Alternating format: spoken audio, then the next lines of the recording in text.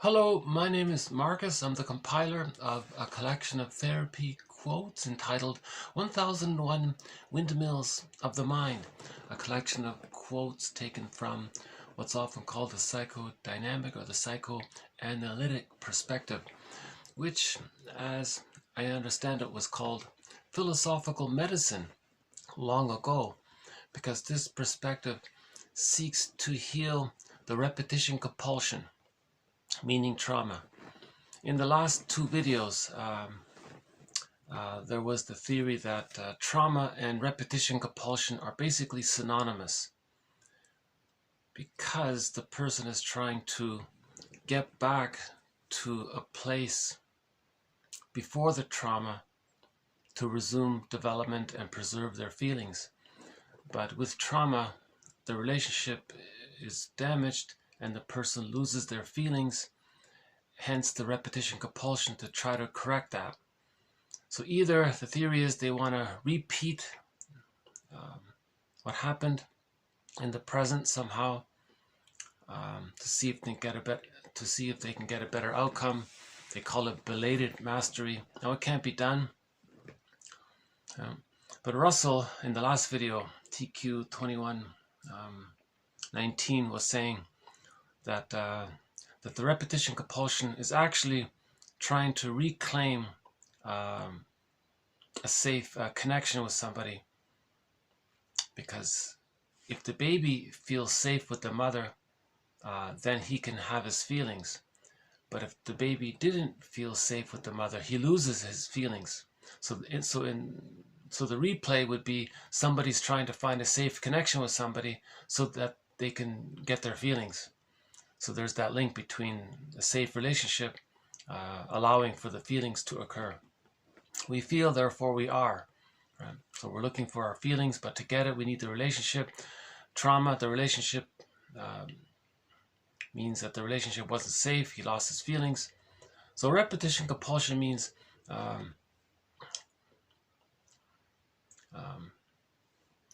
distorting the present to fit the traumatic script of the past and casting people in roles of the past.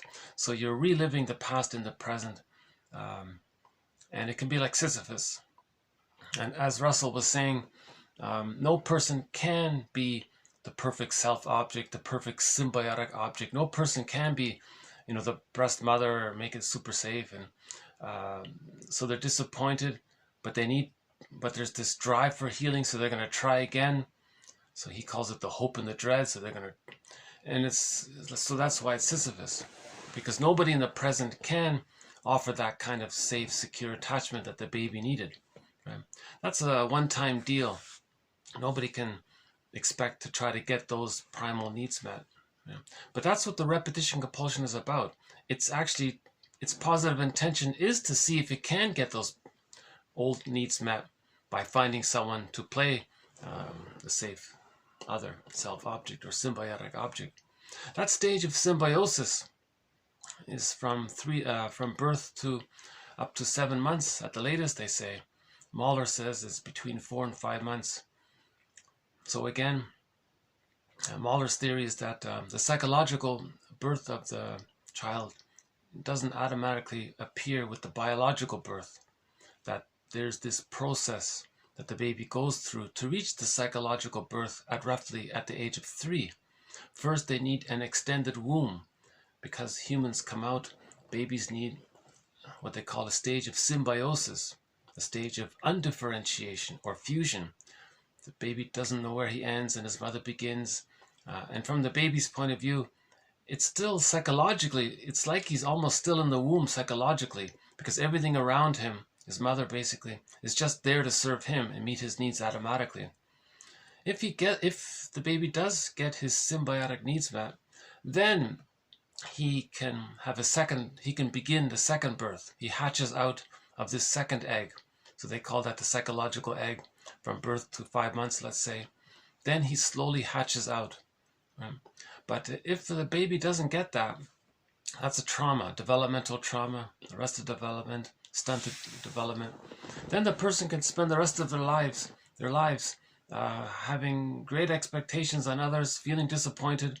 They might choose the wrong people to get, because they know they want to replay the disappointment to see if they can manage it better.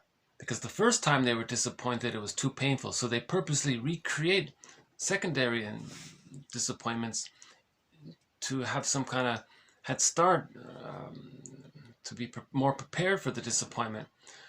But Russell was saying a person can have 20 lifetimes doing that and still not going to work. So that was a pretty good video, I think, the last one, 21:19, and the one before as well, 21:18. I would say those are some of the best videos.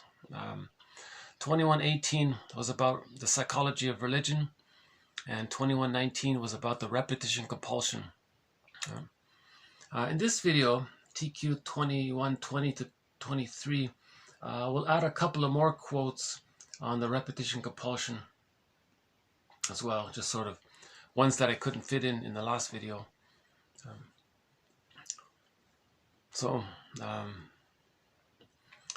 Yeah, if we, as Russell says, if we can heal repetition compulsion, that's great. We're cured. Right? So he said that if a therapist is worth his salt, he's going to address this issue of repetition compulsion. Right? And because of the trauma, we distort the present to fit the script. So around the trauma, there's a template, a stencil, a blueprint, a working model. Right? And we filter our present experience through this blueprint. So we're selective disattention. We're ignoring important reality because we want to fit this narrow script that we have, because that's the traumatic script. So we're filtering our present according to the traumatic script because we want to, in our fantasy, relive the painful past in the present to see if we can change the script to a healthier one. No, it can't be done. And that's the issue, he said in the last video. If we can notice that something in the present is different from the past, that would be a big help. But we're so flooded with emotion. Our amygdala is so hyperstimulated. It's like a compulsion. It can't do it because the urgency is to heal from that open psychic wound from childhood, which is causing the repetition compulsion. Right? So let's continue then with repetition compulsion. So by the way, 1001 Windmills of the Mind now has almost 50 threads or themes or topics that run throughout the series. Right? The psychology of religion is actually a sub-thread to to the prejudice thread.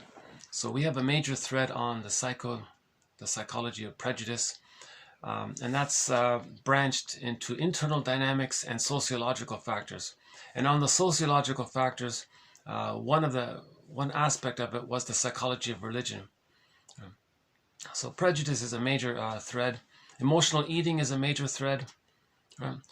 Interpreting myths and fairy tales is another major thread. Each defense mechanism is a thread. And we have unconscious guilt is a thread. Symbiosis is a thread.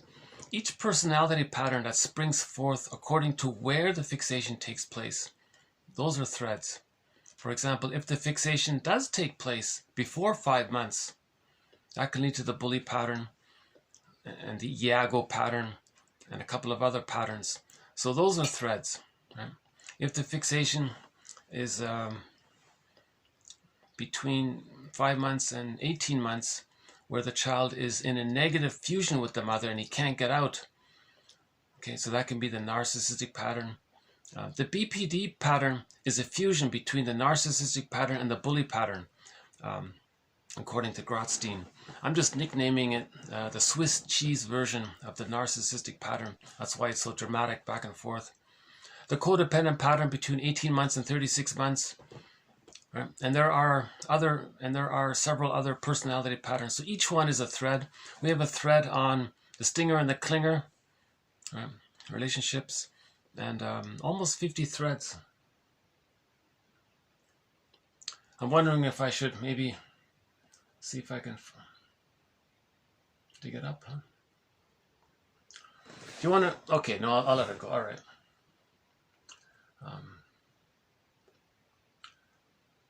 Yeah. You know, the truth is, just before starting this video, I came across some news that kind of saddened me quite a bit. So maybe at the end of this video, I'd like to maybe just comment on it briefly.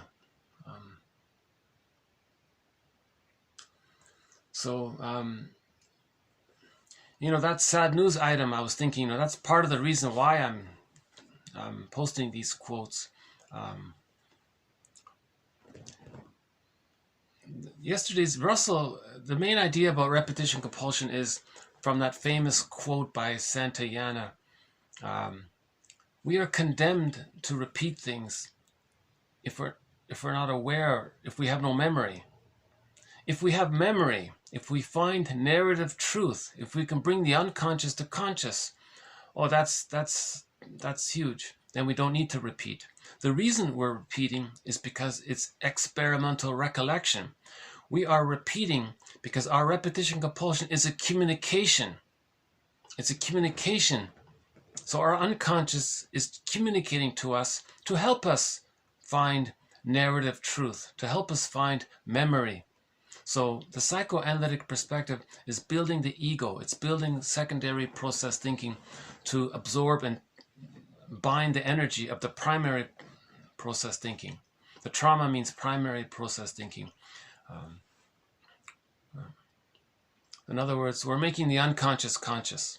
So there's this constant drive to make the unconscious conscious. So the psychoanalytic perspective is very much focused on making the unconscious conscious. And we've heard the old line from long ago, where id was, ego shall be. Ego is the consciousness. Id is that primary process thinking, the unconscious. All of the energy in the bag, that they call that the id. Right? Everything that we don't know about ourselves is unconscious. The Robert Bly's metaphor, that's like a bag that we drag behind us. If we lose our true self and our feelings, the golden ball gets put into the bag. And knowledge of which feeling goes with which event, that goes into the bag. You know, so things are fragmented in there. It's like a myth or fairy tale. You can put the Grimm's book collection in there. It's a different world in the unconscious, right?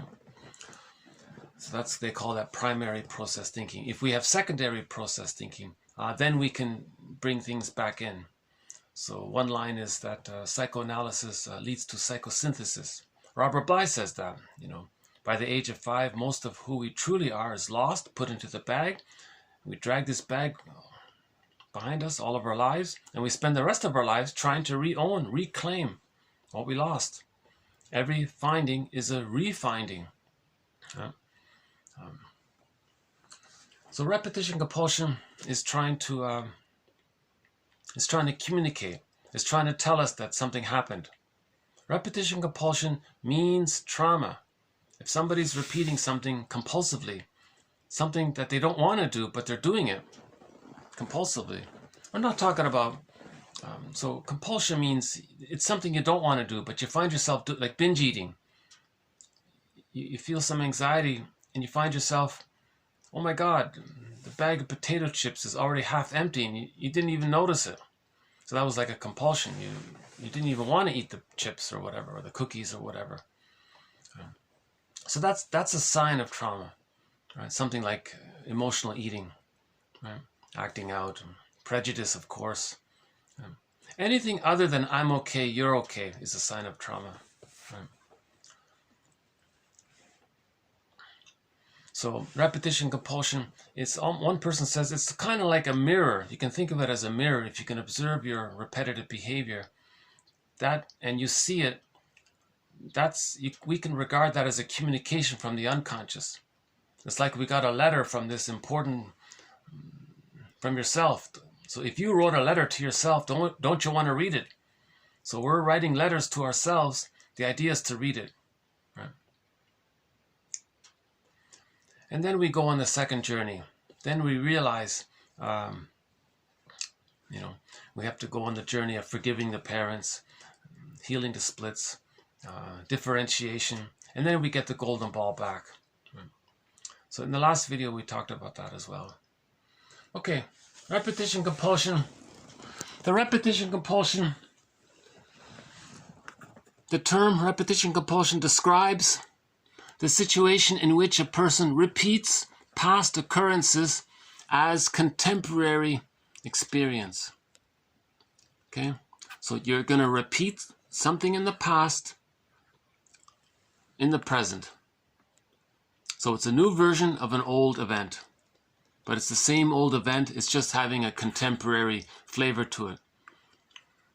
The goal of the therapist is to make the client remember these occurrences instead of repeating them over and over, right? Right?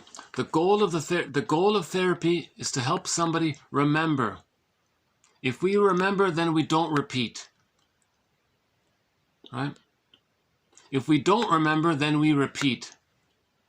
So Russell said, you can think of it like mathematics. If we have plus memory minus repetition compulsion, minus memory plus repetition compulsion. Right? So we want to remember, then we don't repeat. It's an old idea, but it's still talked about. The compulsion to repeat.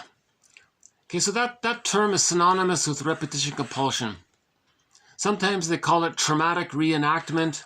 Sometimes they call it the compulsion to repeat or repetition compulsion. It's all the same. Okay, so the compulsion to repeat is not to achieve control of the old experience. We may think we're trying to do that, but it doesn't work, right? So, the compulsion to repeat is not to achieve control of an old experience, but rather to seek for a new, longed-for beginning. Okay, so we want to get back to the good old days when we felt safe with the mother and then resume development. That's the positive intention. To refuse with somebody in the present, that's called transference love. But no partner can do it, so it fails. And we try again, it fails, try again, it fails, that kind of thing. So that's one way of thinking about repetition compulsion. We're trying to find safety with somebody so that we can feel and heal, right? But because the fear involved in such overwhelming longings, because of the fear of such overwhelming longings, the subject's vulnerable self experiences the expectations as too dangerous. Yeah, that's too triggering to remember what we couldn't feel as a child, right? So this frustrating dilemma leads to a vicious circle of the compulsion to repeat. The perpetual oscillation between hope and dread, right? So again, the baby felt that he was going to be abandoned. It's called persecutory anxiety. The Edward Munch painting, The Scream, basically describes it. In the myth Orestia, it's the Furies, the abandonment depression. No baby can feel that kind of psychic pain. But if a person wants to have a secure relationship in the present with somebody, it's going to trigger that. Now at the same time, nobody can offer that safety, but the person has the hope for that kind of safety. And if he has that kind of hope, it's going to trigger those old feelings. Right? So even if he tries, okay, it's going to trigger the old feelings. So he's in this loop. Right? Now theoretically, if the two people are conscious and they make I statements, and they can have a kind of conscious, meaningful relationship, then a person can heal that way. So in the last video, we talked about the movie Groundhog Day, right? The conclusion was the idea was he managed a genuine, authentic relationship with somebody. He shared his vulnerability, he trusted somebody. So then he broke the repetition compulsion. That whole movie, The Groundhog Day, is a metaphor for repetition compulsion, right? The main character has the narcissistic pattern. He doesn't have any true, heartful relationships with anybody. So he's stuck repeating his negative emotions, cynicism and sarcasm, and never happy, and he's greedy and cynicism. So that's repetition compulsion, the greed and the envy and his negative philosophies and all of these things, right? The only way he got out of his negative philosophies is when he gave up all of his tricks and decided to have a genuine relationship.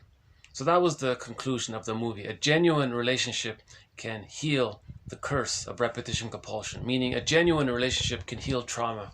That's the main idea. And therapy is a genuine relationship, right? Because somebody is genuinely trying to help you, so that's a genuine relationship. The therapist is not a surrogate parent, but they're trained in this area, so I guess that's why they call it a genuine relationship. He's not going to repeat. He's going to interpret. He's going to help you to remember. If the therapist is helping you to remember, well, that's pretty genuine. Right?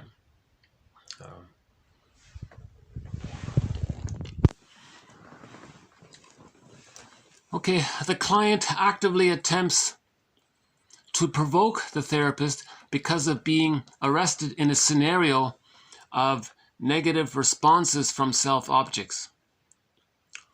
Okay, so this term here, self-object, refers to symbiosis. The self and the mother are one. That's why it's printed as one word. They're fused there. So the baby at the breast is one. So the mother is a self-object for the baby, right? Setting up the same negative end results over and over again. Okay, this is adaptive mistrust. So I include this one here for an interesting phrase, adaptive mistrust, right? So he learned to not trust, and he's adapting to this by provoking disappointments. Trauma is caused by overwhelming stimuli, impeding the capacity of the ego to bind it due to its excessiveness. Failure of binding that which cannot be bound leads to perpetual, endless, repeated efforts of binding. A vicious cycle. That which is traumatic cannot be bound, hence cursing the ego in its efforts to master the overwhelming excitation.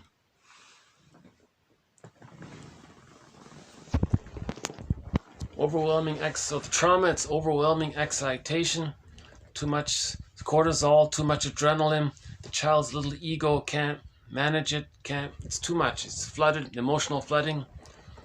So there's too much excitation. The child couldn't, quote, bind it, like perceive it and manage it, like bind it, like a binder or something, put it in a binder or something. Like he couldn't bind it. So in the repetition compulsion, he's just going to replay that problem. He's going to coax others to be disappointing. He's going to relive the disappointment, and he couldn't bind it. But if we can bring these dynamics to consciousness, then we can slowly start to bind it. That's the idea. So either we repeat and don't remember, and repeat and don't remember, like Sisyphus. Remember Sisyphus? Right? He just repeated it again and again. Like in Groundhog Day, he was doing the same things over and over again. But if we can remember it, then we heal it. Right? That's the idea. Remember with emotion, of course, not just cognitively. Right? Okay, long ago, Pierre Genet, see, back in 1919 even, right? Pierre Genet also discussed the need to repeatedly relive the traumatic experience as a way to master it. Right? So he also believed that as well. That's sort of the positive intention. So we mentioned in the last video 3 positive intentions of Sisyphus behavior, thinking that maybe the person could master the trauma, right? So we had the example where the woman was disappointed. In her later life, she recreates disappointments, but this time she's prepared for it. So now she's trying to master the trauma. Okay, so she does it again and again. Each time she knows she's going to be disappointed. She unconsciously knows she's going to be disappointed. She doesn't consciously know. She unconsciously expects to be disappointed, and she unconsciously recreates disappointments. She's unconsciously recreating the disappointment from childhood with people in the present. And she unconsciously thinks, now I'm ready. Now I'm going to be more prepared. But she's not conscious of it. So she's not binding it. So she's doing it again and again. And even if she had 20 lifetimes, it still wouldn't work. Right? But she's trying. And so that's the positive intention. The second positive intention is what we said earlier by Russell. They want to find an authentic relationship. But the kind of authentic relationship they need to heal trauma is that the other person is a self-object, is super safe for them. But nobody can provide that kind of primal, raw safety that the baby was supposed to have. So they're bound to be disappointed. The exception is if the two people are co-conscious, where they make I statements together. So we have a thread on Marshall Rosenberg's rendition of the I statement called OFNR, an acronym, OFNR. And I won't go into it here, but there is a way to make an I statement that helps two people to have their relationship become like fine wine, where they can safely share vulnerabilities if they each make I statements, make it about themselves. Something triggered them to the past. As a child, they had a need, didn't get met, and they felt this. So they're making it about themselves. And the other person makes similar I statements. When they heard this, it reminded them of when they were a child. They had a need for such and such, it didn't get met, and then they felt scared. Then they share these kinds of things. So it's called OFNR, OFNR. The O is the trigger, the F and the N, the feelings and the needs. That refers to how feelings are in response to whether or not needs get met or unmet. Needs get met, feeling is positive. Needs unmet, feelings are painful. So you make that link. The idea is you have to make that link, that you had a need for something, for safety and trust. It didn't get met. You felt scared. Okay. So you have to make the feelings and the needs get met. And then the R part is you zoom back in the present. So the O is the present trigger, which zooms you back to the old memory. So you talk about the F and the N. And then you come back into the present, make some kind of request. Ask for mirroring, ask for empathy, or ask for... often you might want to say, do you mind... Can I ask how you heard what I said? Because I don't want to say what I said as a criticism to you.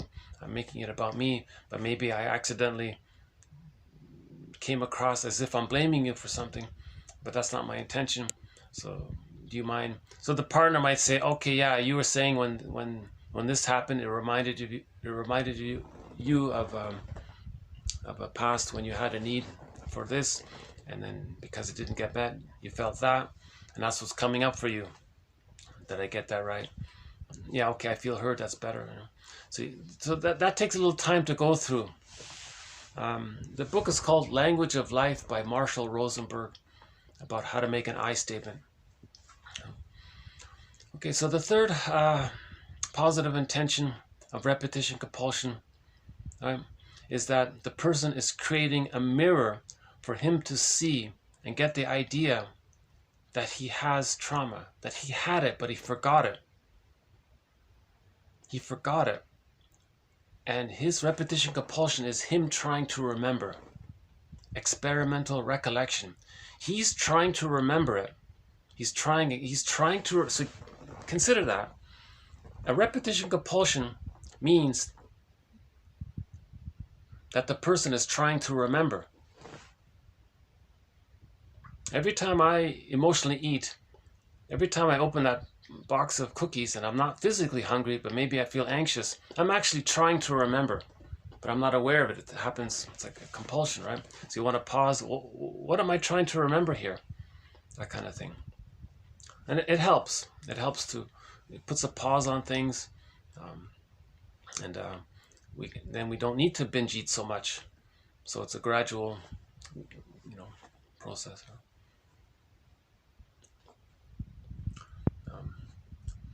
Yeah, when I started this thread about emotional eating, one of the quotes was to help you not eat based on emotions. You can experiment with the idea that the theory that the body has a cycle where we take in food from, let's say, from noon to 6 during the afternoon, right? And then and we don't eat at night, or very lightly, or if possible not. We shouldn't eat after 7 p.m. Maybe a light snack or something, but ideally we shouldn't eat after 7 p.m. because I think it's from 7 p.m. or 8 p.m. or something until 2 in the morning or something, the body's trying to grind up or metabolize or use the food that you ate from, let's say, noon. Let's just say from noon to 6 you eat, and then from 6 p.m. Whatever it is to 2 a.m. or something, the body's trying to work it. And then from 2 a.m. until noon the next day, the body's trying to process it further the second time to eliminate, right? So you take in, it does its working, and then there's the elimination. So in other words, we don't eat breakfast. That's what I'm trying to clumsily say. You don't eat in the morning and you don't eat at night. He says that's sort of in line with the natural body's rhythm, the cycle of the food. So you just eat a little bit, maybe a little bit. Don't have a heavy breakfast, So I've done that. I just have a beverage for the morning, and then the lunch, and maybe it's a little snack at night. And I think it's helped. It's helped. So consciousness helps towards making maybe a little better choices, and we can experiment. Again, disclaimer, I'm not a therapist or a nutritionist or a doctor. I'm the compiler of the quotes. So once again, I'll give my disclaimer. I'm not a therapist. And I'll use Robert Bly's disclaimer. 30% of what you're hearing, when Robert Bly begins a lecture, he says, 30% of what you're going to hear is wrong, dear audience. It's up to you, dear audience, to figure out which 30%. So each person has to figure this out for themselves. We're just sharing these ideas and quotes. So back to Genet here. Genet also discussed the need to repeatedly relive the traumatic experience as a way to master it. Okay, but it doesn't work. A traumatic event may be repeated in behavior or through physical gesturing as a way to communicate about it. Okay, so there's that idea again, that repetition compulsion is an attempt at nonverbal communication of the traumatic past. If the past has not been integrated, okay, if we don't accept it, if we deny the past, it's in the bag. If the trauma has not been processed or integrated, perception and the experiencing of the present will be governed by it. Wow. So that's considered humanity's third narcissistic injury right there. That this bag that we drag behind us, it's the puppet master. Well, so the unconscious is getting us to make decisions, and we don't know why we made those decisions. But if we can make it conscious, then it's different. So again, with the bag, sometimes it's called the alter ego, or the shadow self, or the second self, or the secret self, the stranger within. It's the one who walks with us, who's not like us, but who is us. Someone's living my life and I know nothing about him. So in literature, it's the motif of the double character. It's a metaphor for all of us that we don't know. And if we took all of our disowned, disavowed traits about ourselves and made it into a character, it would be very different, right? It'd be more lively, it'd be more bright, it'd be more animated, it'd be more assertive, you'd feel more. The golden ball is in there, right? So back to that photo from Lichtenstein, right?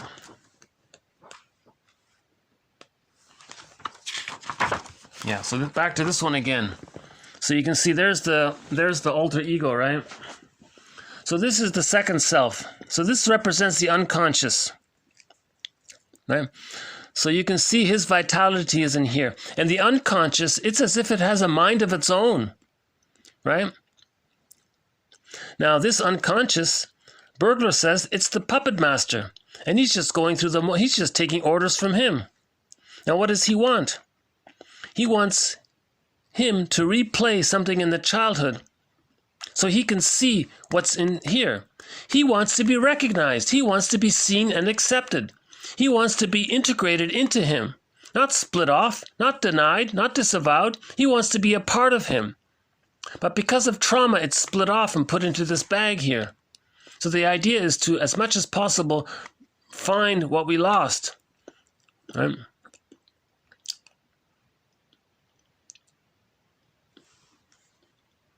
And this unconscious self gets him to distort the present to see things the way he sees it, right? Because there's so much energy in here. That's why it's called the id.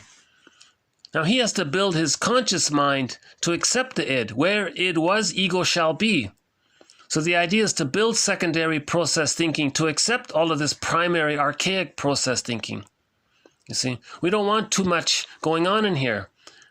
Then we don't feel a lot. We feel disconnected from ourselves. It's called derealization. We don't feel real, right?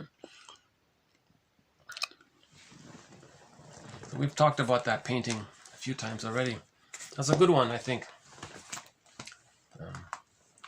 So that's humanity's third narcissistic injury, that there is such a thing as an unconscious that's influencing us. Right? So that's what he means here. What Janae means here, right?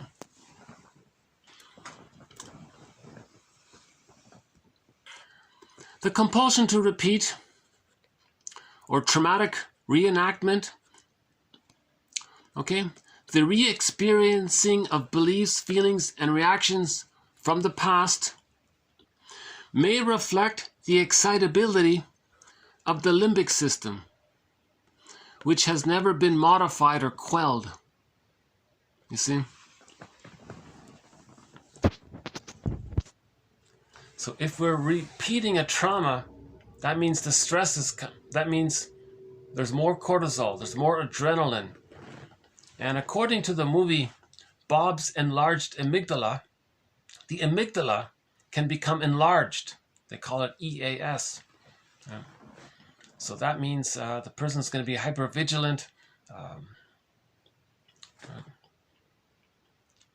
always on hyper alert and very suspicious, and every little thing can trigger them.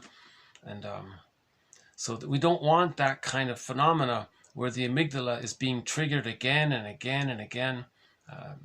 It means that at the end of life, the person can become a curmudgeon, right? Very bitter, miserly, stingy, irritable, greedy, that kind of thing. Because all along, they never found a way to make conscious what was unconscious. So the unconscious is just repeating the trauma in the present, enlarging the amygdala each time.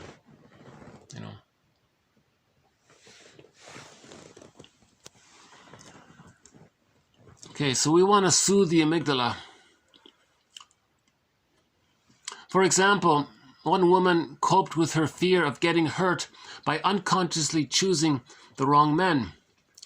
She would eventually find fault with all of these wrong men and break off their relationship. Now, although this woman actively created her disappointment and loneliness and isolation, this was her defensive process to keep herself safe. She was able to avoid her true fear, meaning a real relationship. Okay. Repeating the defensive strategy will not help to more adaptively work through or resolve the past trauma. It is a rigidified, maladaptive coping mechanism that was developed in the past. So there's that idea again of why she's choosing men she doesn't really like, because it's safe, and she's disappointed. So her rigid coping mechanism is to not have an authentic relationship. So she creates other types of relationships that she can more manage. And that's her thinking she's managing the original trauma with the mother. It doesn't work, right? And she can spend 20 lifetimes doing it. It won't work, right? So she would need to watch that movie Groundhog Day, right? Okay, next one here. Okay, this one includes some references to literature. So let's do this one here. Next one's TQ 2123. Do you want to take a quick peek? It's actually quite a nice day today. Let's see. Yeah. Yeah, it's a clear day today. There's the moon way up there.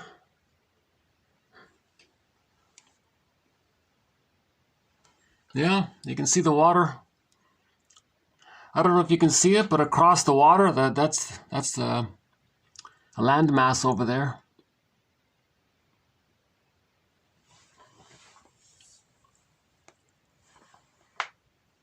No birds? Okay. You see, if there were some birds that I can make a longer break here.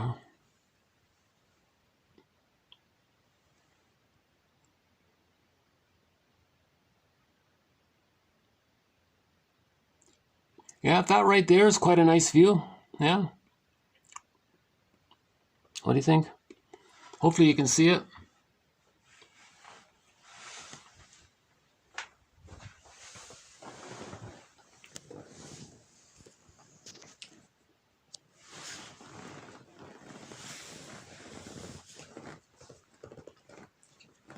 Yeah, we have a thread.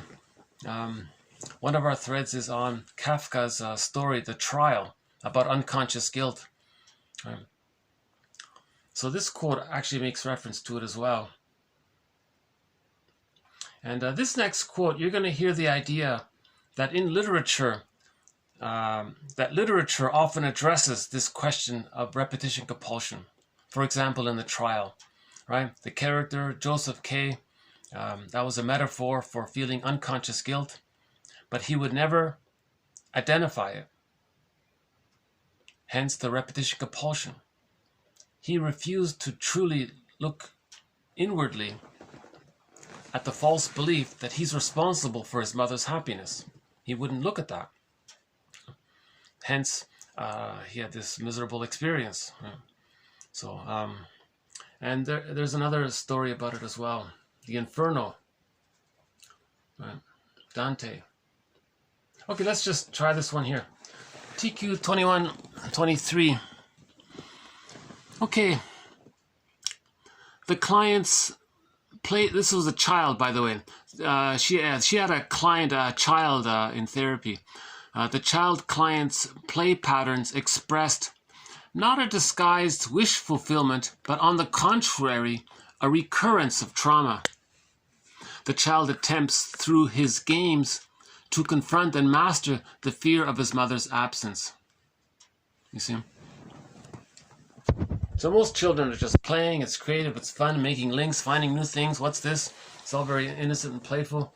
But some children, or some children's games are about fantasy, wish fulfillment. But she was saying here, but for some kids who are traumatized, their play is about the trauma. It's a communication about the trauma. You see, that's his point there. So when a person, okay, when a body, when the organism, okay, when a person, when a body, right, any body, suffers a threatening excitation which it fails to manage or bring under control, a primary psychic urge drives it back again and again to the point of the shock. Okay? So we're going back to the scene of the crime. We're always going back to where the trauma was. You see? Key point here, right?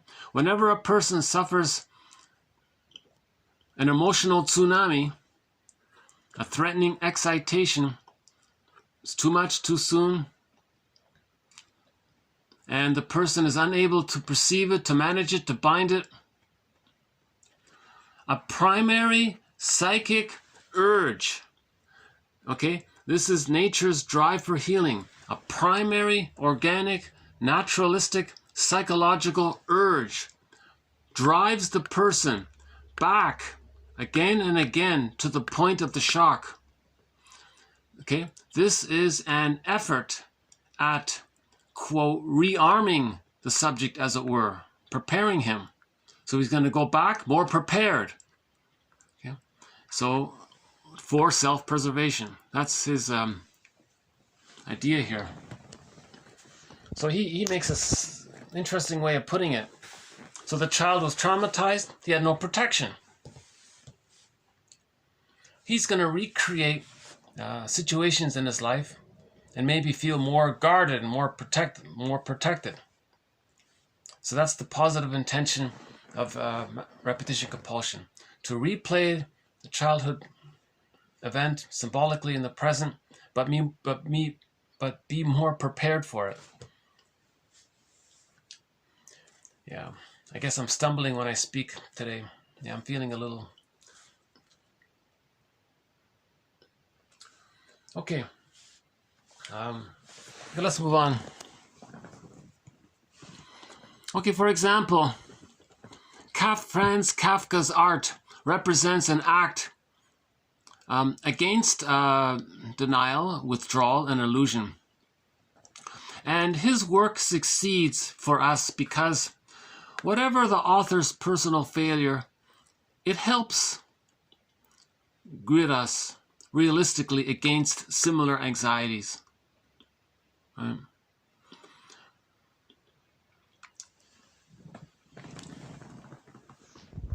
So he created his story about the trial, and we read the story. We have some recognition about it. Yeah, there is something. We feel this unconscious guilt that we don't know what we did wrong, and we're bumbling around trying to understand, did we do something wrong as a baby? Are we guilty of something? The baby's not guilty of anything. But how does he get to that appreciation emotionally?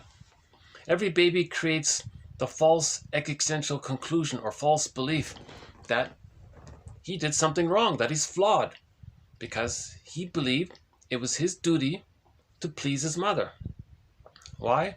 All babies have to have an attachment to the mother to get the mother's love. So the child thinks, oh, there's some condition involved.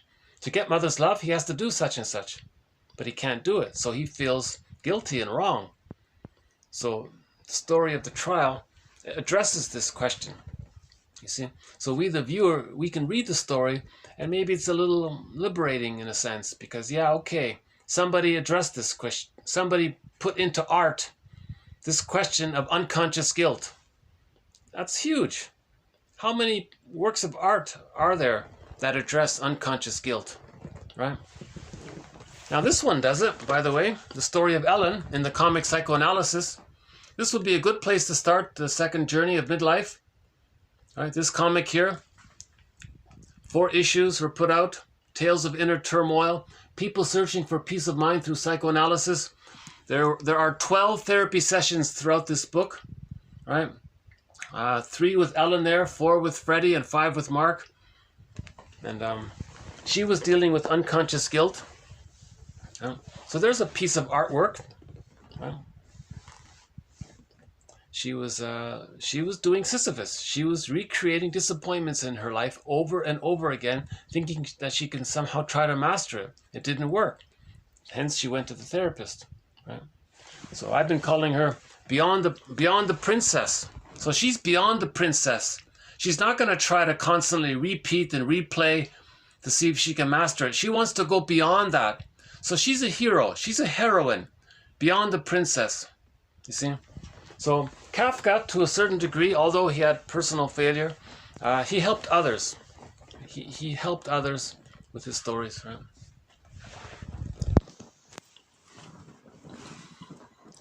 Okay, a similar blindness to the cause of psychic violation damns the sinners of the inferno to their eternal repetitions.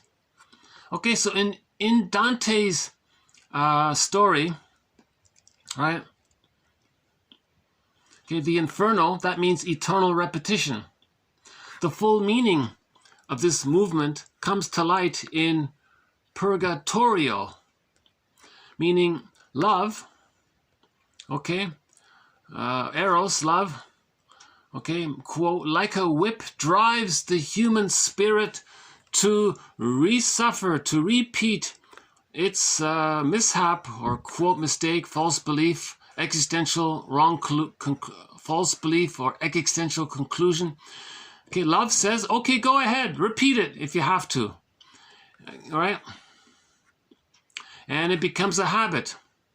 Now, Virgil comes along and explains that only after, okay, the person has repeatedly relived his crucial misstep, false belief, can he perceive the injury, and then he can, quote, bind it through consciousness and become free. You see? So there's that journey as well. Repetition compulsion, that's the inferno. Okay? Realize it's a habit, that it's not going to work. Number two. Number three, Virgil. Okay? That by making this conscious, we're going to bind it and become free. Okay? Another one, Dostoevsky's Underground Man says he wants to break free of the, quote, stone wall in the novel before him in order to, quote, master reality. Responding to Lisa's compassion, he sees the source of his malaise, meaning repetition compulsion. Okay, so there again is the reader can learn about it, right? So just like Kafka and Dante in the Dostoevsky one, we can see and learn about, we can make repetition compulsion conscious. So that helps the reader to have some secondary process thinking, because they're very good with words, so that's helpful for us. Right? This therapeutic impact I have suggested in my essay here is largely implicit, okay, in the trial, the inferno, and notes from the underground. It derives on one level from the artist's intense response to the challenges of reality, the trauma. So the artist has a tense desire for healing. Okay, so the artist is a hero beyond the hero. Yeah.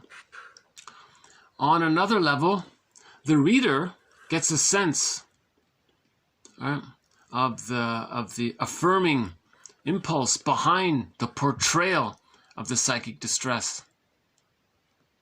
So in other words, the artist is a hero and we are the reader, and we're learning and we're watching, maybe vicariously participating somehow.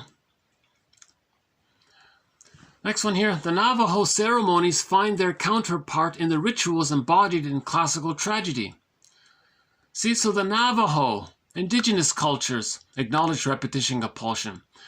Traditional Greek stories do it as well, right? In the one, the community enacts the myth through a dance, song, dance, and ritual to rehabilitate the wounded individual.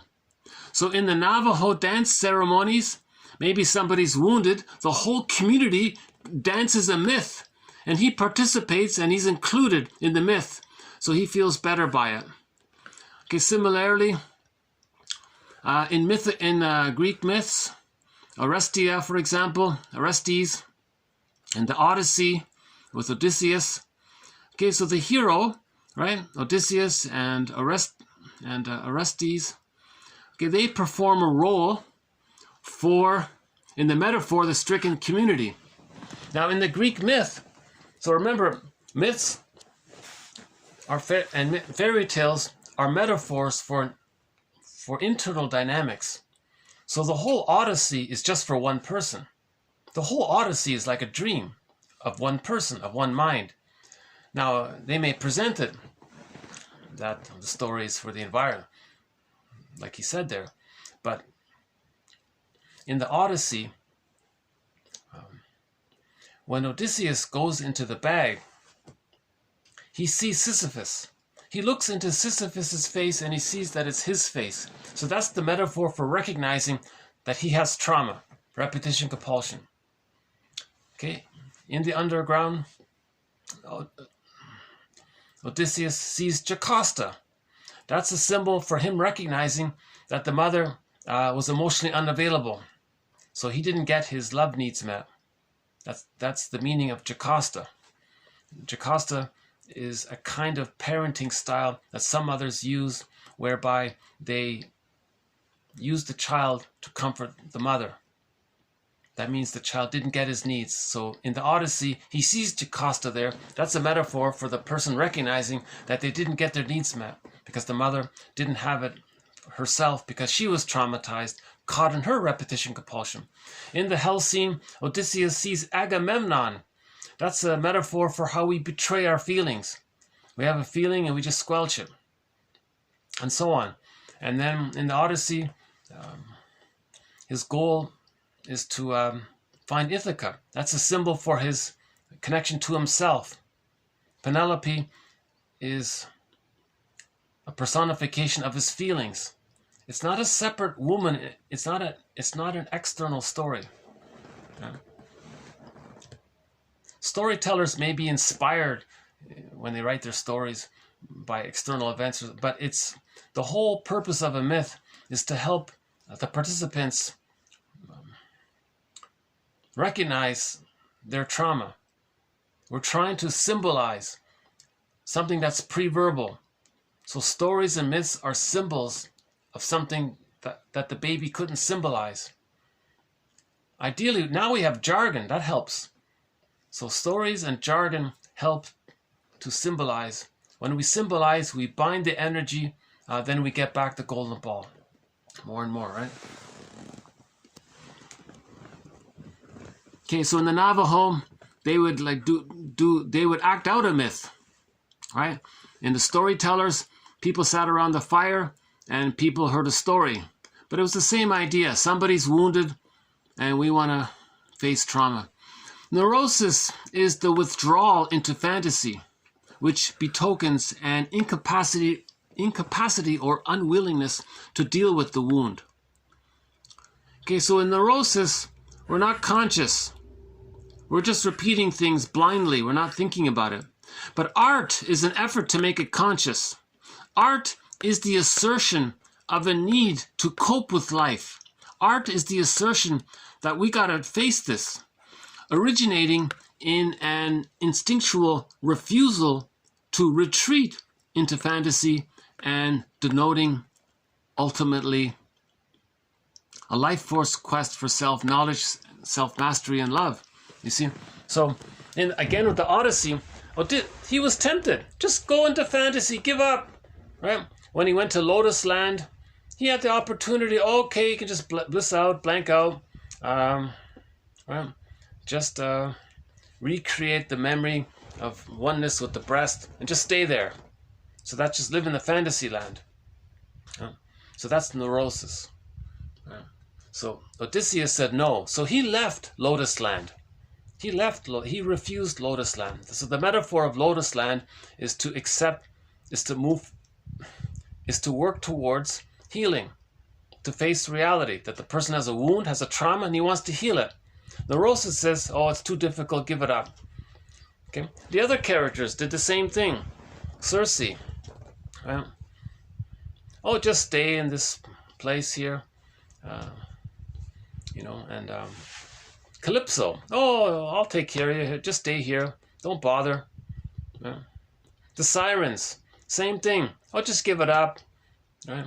So the sirens, Circe, Calypso, Lotus Land, they're all like temptations to give up, to just stay dysfunctional.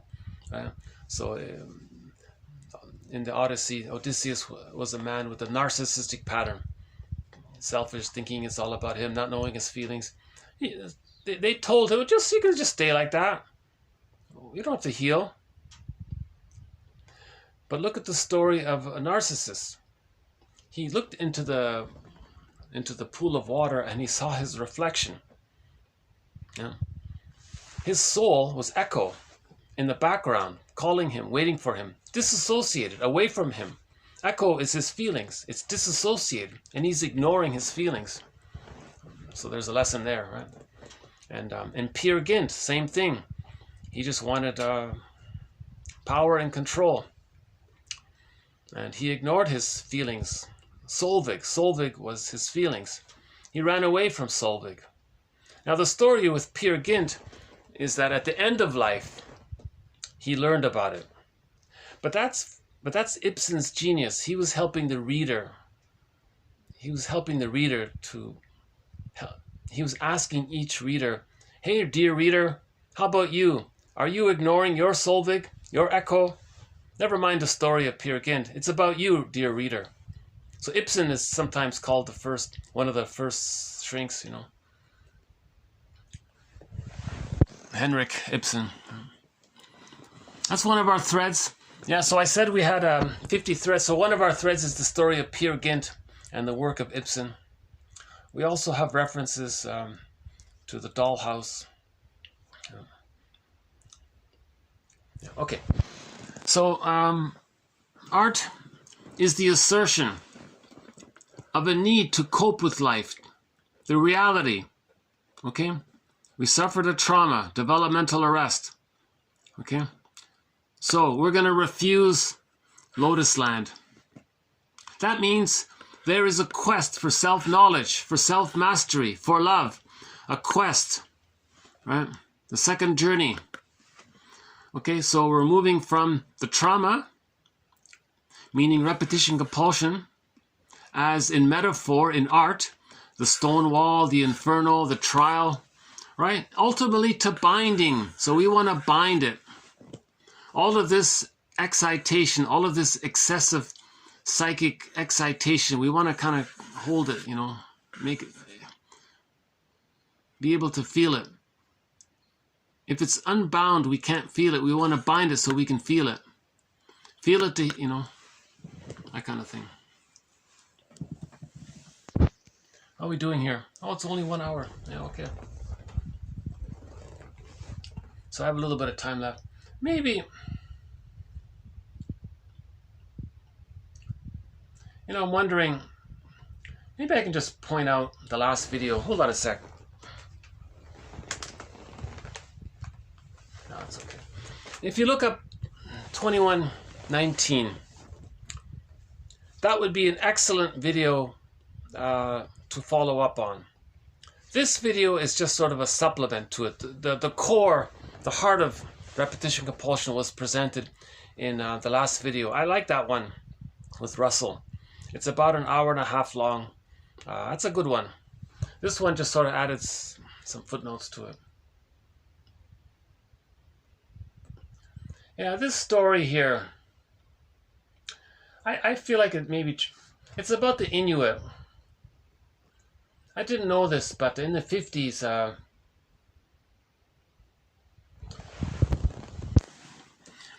why, so this is on Google here, why did the Inuit get relocated? It has been argued that somebody ordered the relocations to establish some kind of sovereignty in the Arctic and proposed to the Inuit to move there, promising them some improved living conditions. The Inuit were assured of lots of wild food, but they were duped. They soon discovered that they had been misled and endured hardships. So that's an understatement. They perished. That was a very sad thing. So they, for some kind of trick, for some kind of economic or political reason, the Inuit, they already live in a cold north place. They were told, go way north, up to the North Pole, basically. Really? So I guess they were forced there, and to facilitate the forced removal, they said, don't worry, there's lots of good food up there. So that's a lie. And apparently when they were pushed onto the boat, they were all screaming and crying and don't do this, because they knew what was going to happen. Most of them died. And that was a sad, they call it here yet another dark chapter in history here on Turtle Island.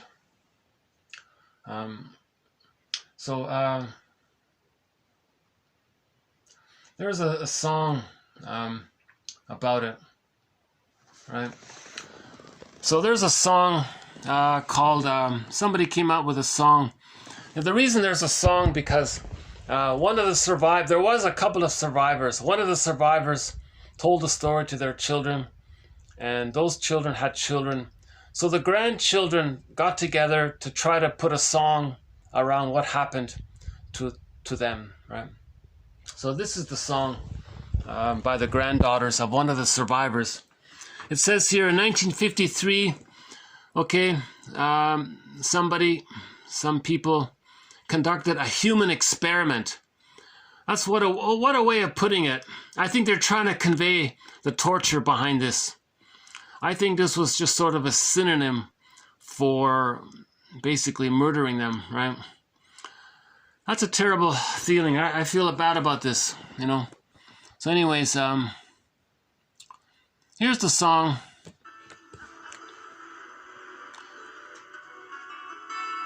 Right, so in this story version, 85 Inuit were separated from their families and relocated forcefully 2,000 miles further north.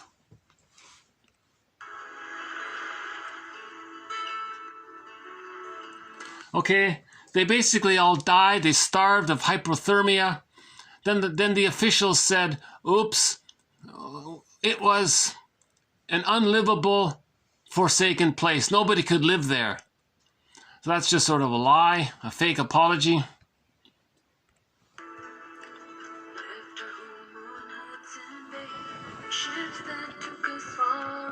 Ships that took us far away. Yeah, so you can see the ship there, right?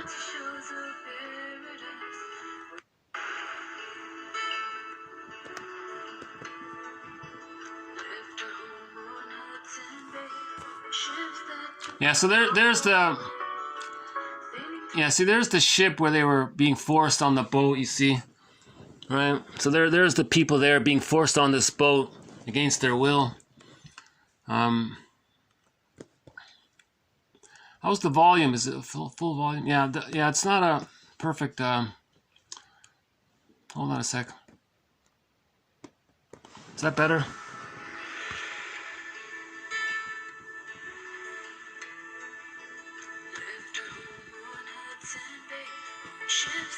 CD Ho.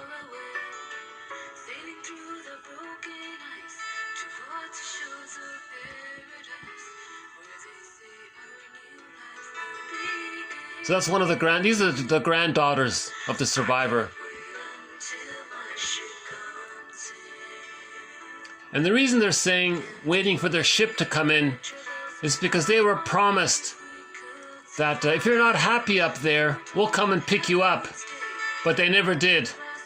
And then they all died. There they are there, you see. See, that's part of the sadness, because part of the lie, part of the scam to force them up there was they said, well, if you're not happy up there, we'll bring it back, don't worry. But they never did, and then they all died, right? Most of them died.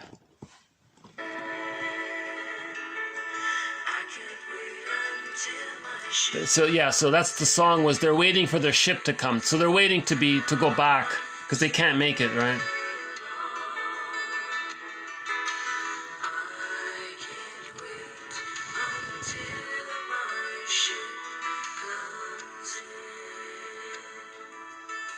Our final destination reached, they left us standing. Yeah, so you can see the evildoers there, right? Yeah, so you can see the church, even the church was involved. You see, this is another reason why we have... This is another reason why we talk about the psychology of religion, because religion is a tool of the plunder system, right? So you can see here they talked about how the religion was involved in this, right?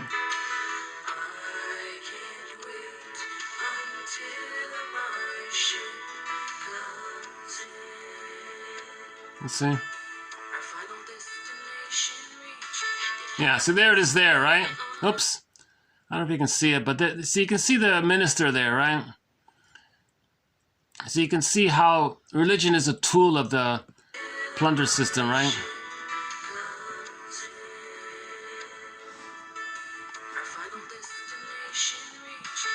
Yeah, there it is there, right? So these are the ministers, right?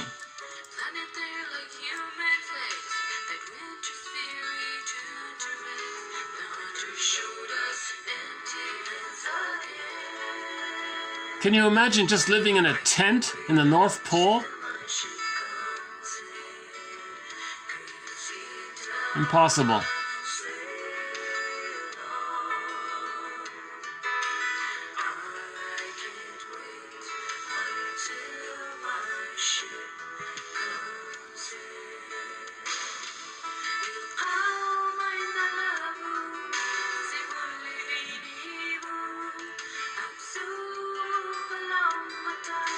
There are all the graves there. Jesus. Yeah.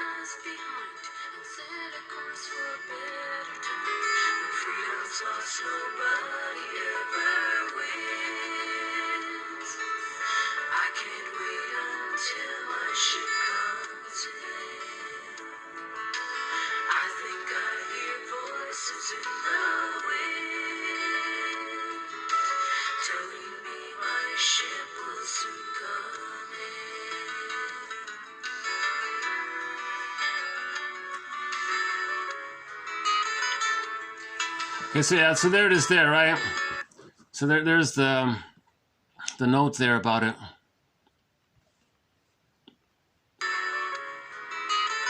Yeah, so she was the grandmother's in this video, right? She was one of the survivors. Okay, so there it is there, right? So, okay, so her name was Minnie, along with her granddaughters, okay? Phoebe and Madeleine. Okay, as a singing couple, they're known as Tujat, I think. Tujat. Okay, so they wish to dedicate this song to the high Arctic exiles who perished on those frozen shores.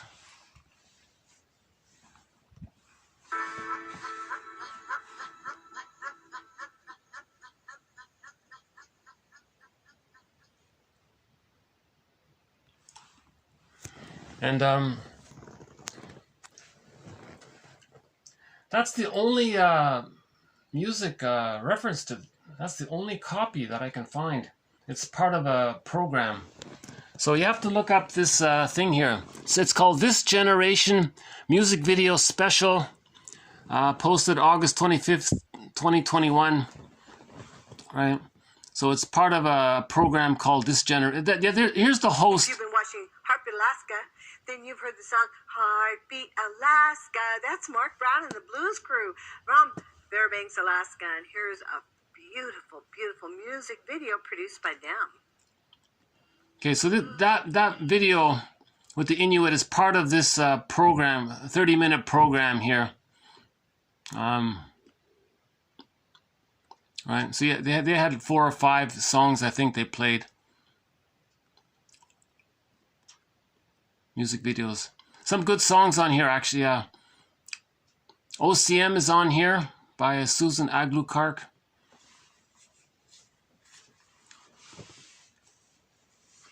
No. Yeah, I've got quite a slow connection here, so I might not see it here.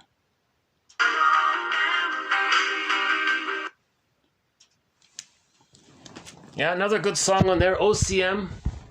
We're all family. Yeah, Susan Aglukark, a very good song, OCM.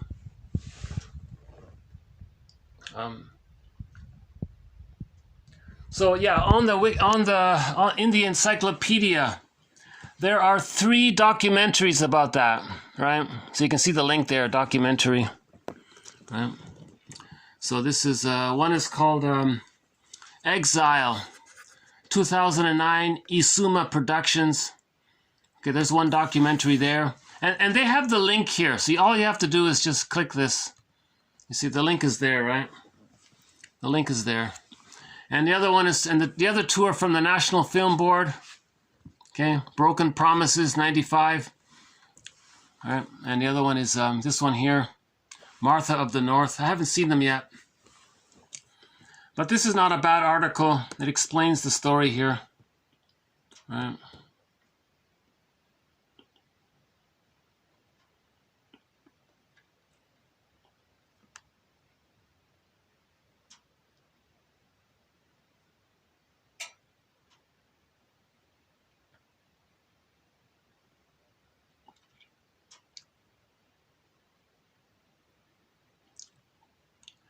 Yeah, and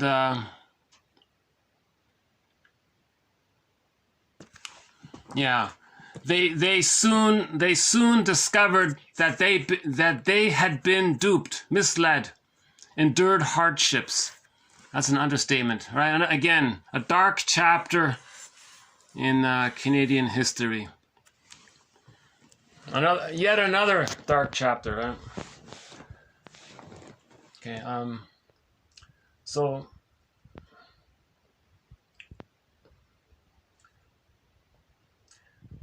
yeah, I think part of just on so many levels, that's all wrong, right? That story was very sad. Okay, let me just take a small break here.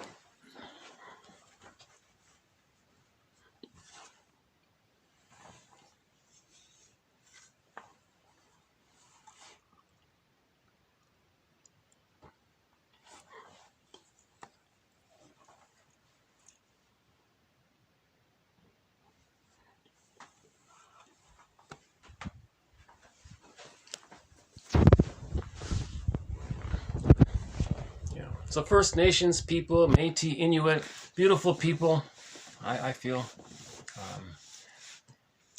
And they're trying to hold on to their storytelling traditions. Right? That quote here about the Navajo. They want to hold on to that story because they feel that if there's a member of the tribe that's wounded or something, the whole community acts out a special dance and he's a part of it. And he feels better by it. So I think that's nice, right? Okay, anything else here?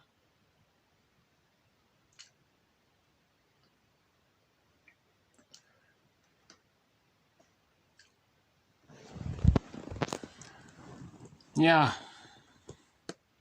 This was I want to recommend the 19. Or this one here, that's 18 as well. There's 218. That's a very good one. Here's 19.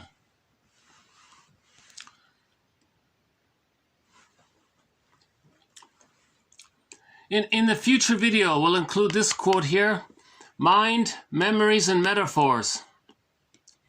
Lacking the ability to use metaphor or symbol to express emotion, emotional eating may serve to narrate that which their minds cannot remember and their words cannot say.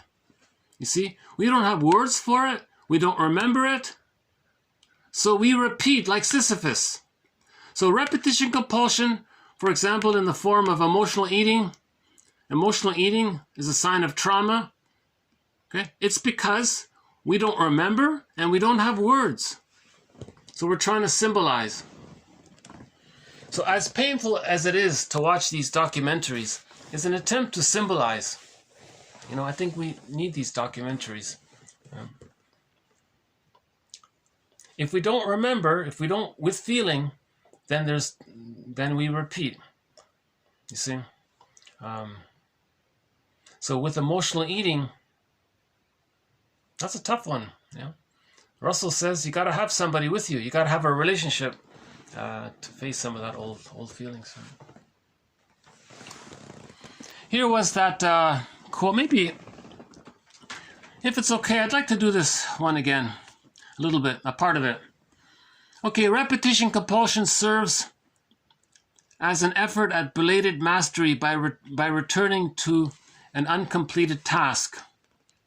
Maybe I can do it this way. Hold on a sec. A new event which ought to be perceived and responded to in its own terms.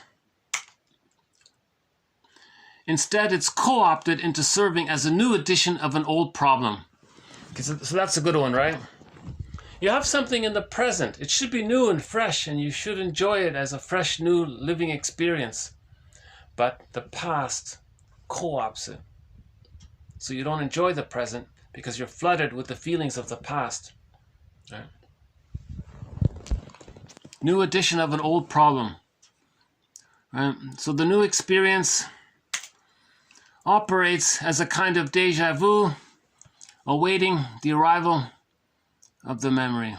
So we're waiting to remember, right? See, that thought instantly reminded me of the song the two granddaughters were singing.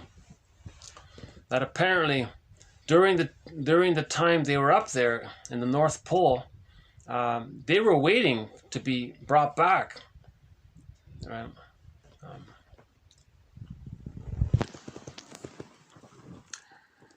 So they were promised something, and yeah, okay. Let's go back to the quote here. Repetition compulsion. See, I'm still in the process now of trying to process memories of myself, memories for other people. We need to remember, then we don't do these horrible things, right? If we can remember, if we can feel, then we don't. Wilson says it, Kristen Wilson says, if we can feel, we got it, we're good. The whole ultimate goal is to feel, because then you have your identity. I feel, therefore I am. So we're looking for our feelings. Trauma means we lost our feelings. Right? So we're trying to correct this. Right? That's the idea. So if we can get our memories, then we correct it. Okay, so the repetition compulsion appears to serve as an attachment function. Okay, so that's one of the three main reasons for repetition compulsion. We're trying to find a secure attachment with somebody. But maybe the best we can do is conscious relating. The two people make I statements. You can't blindly expect the partner to be a perfect symbiotic goddess-like person. You're not going to find somebody who's a cross between Marilyn Monroe, Karen Horney, a great therapist, and maybe your favorite supermodel all into one, and they're madly in love with you. You can't have a kind of perfect thing going on, right? But that's the positive intention. We're looking for an attachment. Okay, now every therapist knows that this is difficult. Okay, because it brings up so much feelings. Okay, we're trying to undo the traumatic situation, to return to the way things were before the injury. If we can get back to the time of safety with the mother, then we think we can resume development. So we're trying to get back to what we lost. We're trying to recreate that, but we can't. Symbiosis is a one-time deal. It's a one-way ticket. You can't go back, you see. But that's the positive intention, to have this wish to undo the trauma by thinking that we can go back and change the past or something. But we can't change history. We can't change the past. Right?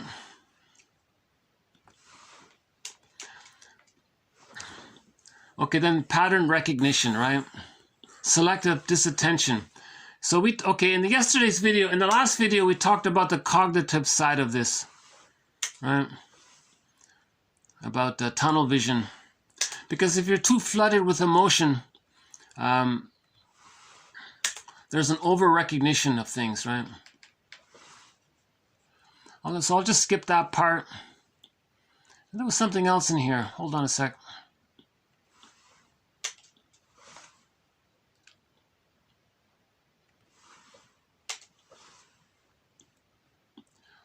Repetition compulsion represents the scar tissue,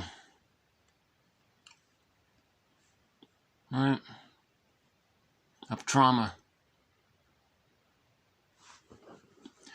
Repetition compulsion represents the scar tissue of the injury of the capacity to feel. The injury to the capacity to feel. That's called alexithymia. We don't know what we feel, or we can't put words to it.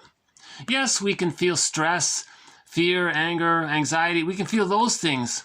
But the feelings, when we talk about feelings, we're talking about that movie Inside Out, that Disney movie, Inside Out. Right?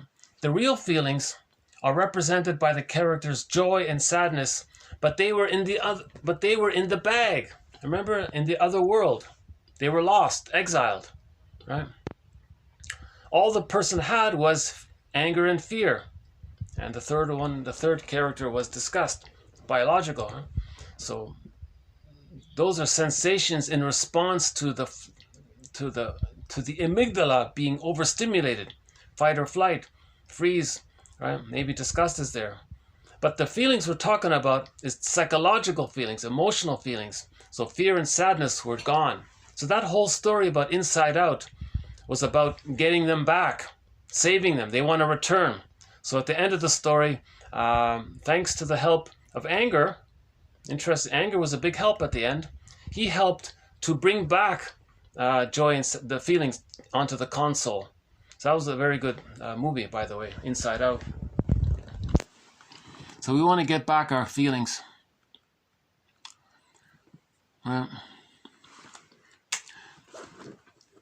We repeat because we haven't found a way to feel, nor a person with whom we can feel with. So that's why we're repeating. Right? The compulsive character of the repetition speaks to this. We are compelled to repeat. The problem has to do with ownership of intention. So we don't want to admit that we're being controlled by the puppet master. Right? The last thing that anyone in the grips of repetition compulsion wants to hear is that they are doing it. They don't want to admit that they're doing it. But that's key here. You're the one doing it. Right? Consciously, we don't want to do it. Right? So consciously, the woman in the quote would like to choose a suitable partner, but unconsciously, she's choosing the wrong people. But she doesn't want to do it consciously. She doesn't consciously want to choose the wrong mate. She's unconsciously doing it. So that's the compulsion, right?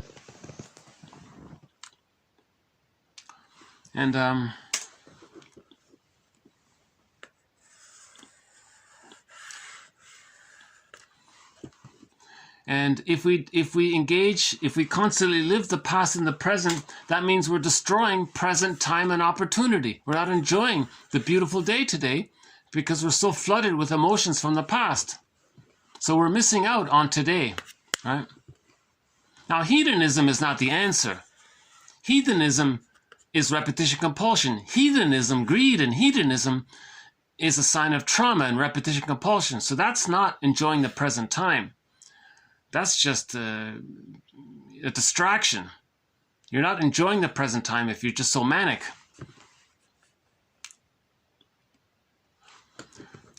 To whatever extent a person sees the present in terms of the past, to that extent they do not live in the present.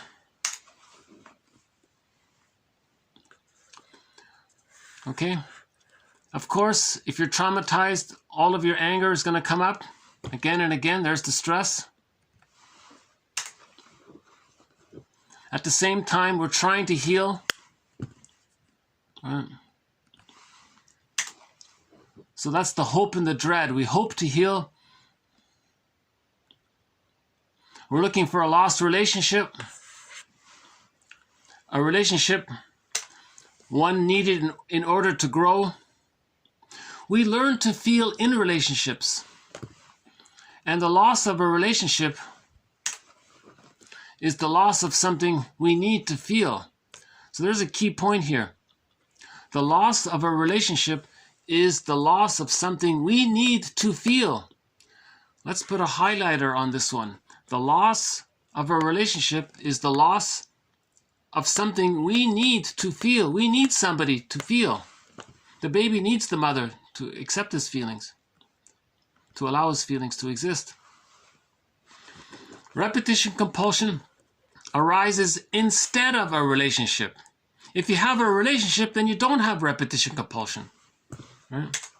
And here's that therapy one. Therapy is a replacement of the repetition with a relationship. So therapy is a genuine relationship, therefore he can stop repeating. So that's the value of therapy. You have a genuine relationship, then you don't need to repeat.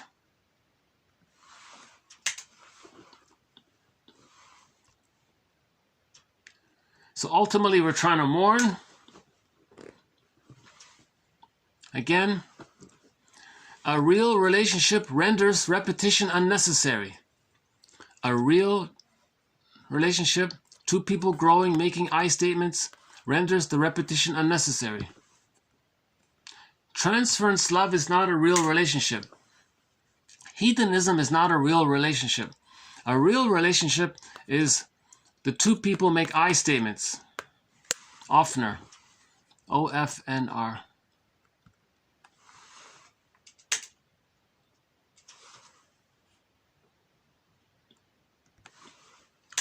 Okay, again, it is the absence of genuine relatedness.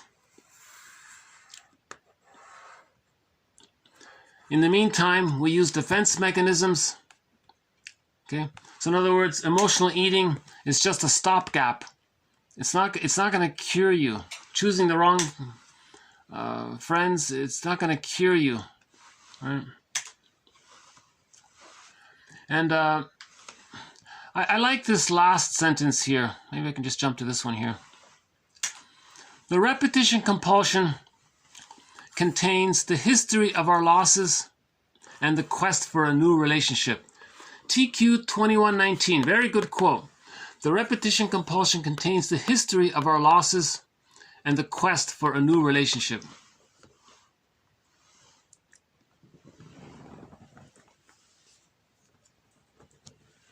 I find myself taking a little liberty in rambling on because at the time of making these videos, nobody's watching them. The average view I get is about 1 second. If a video says 10 views, the total watch time is like 0.01 second or something, or 2 seconds or something. So this is a huge challenge on my part. How do I present this material in a way that's appealing, in a way that people will like and want to listen to this? The quotes are valuable, but the problem is nobody's presenting them. It's there. It's all right there. This is now 2,100. We now have 2,100 quotes, and nobody's talking about this material.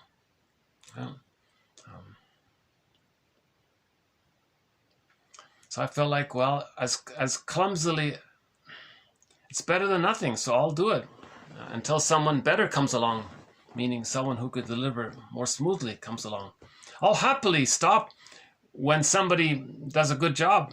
If someone else can pick up on this, I'll happily give it up and let them do it. I'll watch them. You know, I'm doing this because this is the material that I want to learn myself. You see.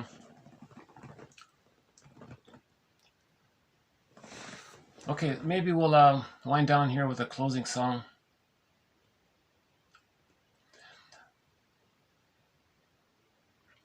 Okay, let's just stick to the theme song. Katja Epstein, Windmills of the Mind.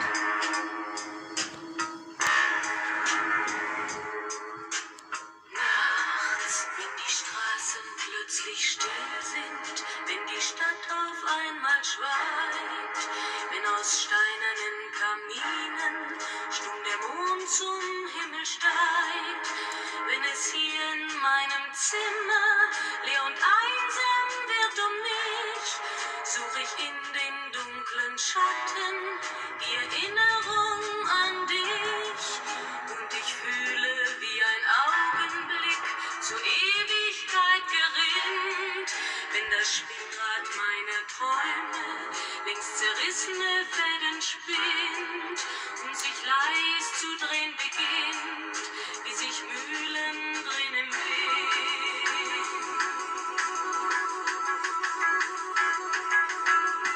Und es kreisen die Gedanken ohne Anfang, ohne Ziel, wie die schnellen Wellenringe, wenn ein Stein ins Wasser fiel, wie ein Kreisel, den die Peitsche über Straßenpflaster treibt, wie Spiralen, die ein Adler in den Abendhimmel schreibt.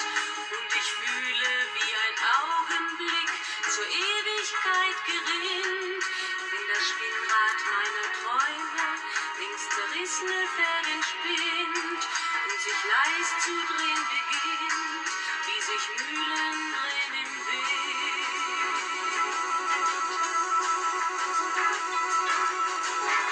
1000 Fragen ohne Antwort, 1000 Fragen ohne Sinn. Warum flog für uns der Sommer wie ein Pfeil so schnell dahin? Hat der Herbstwind gar die Spuren unserer Liebe schon verweht? Wenn erst weiße Flocken fallen, ist es dann für uns zu spät. Sah ich eben nicht im Dunkel deinen Schatten an der Tür, hoffte für ein paar Sekunden, du kämst doch zurück zu mir. Doch warum sich selbst belügen? Längst ist meinem Herzen klar, dass der Pulsschlag dieser Hoffnung nur mein eigener Schatten war.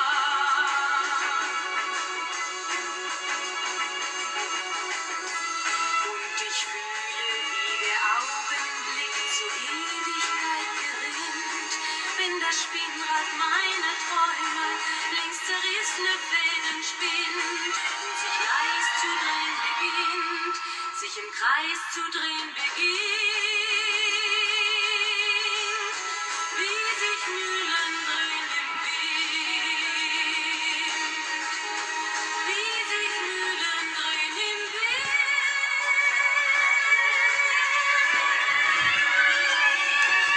Okay, so thanks very much. This has been TQ 2120 to 2023. More to follow. See you in the next video. Bye for now.